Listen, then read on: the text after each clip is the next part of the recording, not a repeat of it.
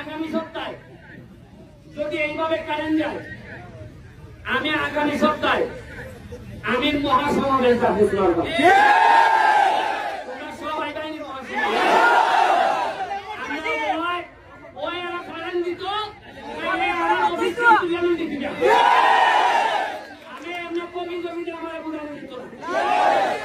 আজকে আমি ফোন দিতে কারেছি এমনি করে আমি আওয়াজই বুঝছি এর কিছু দুর্বলতা আছে। পয়সা একবারে নাই স্যার, মাত্র 5 মিনিট স্যার।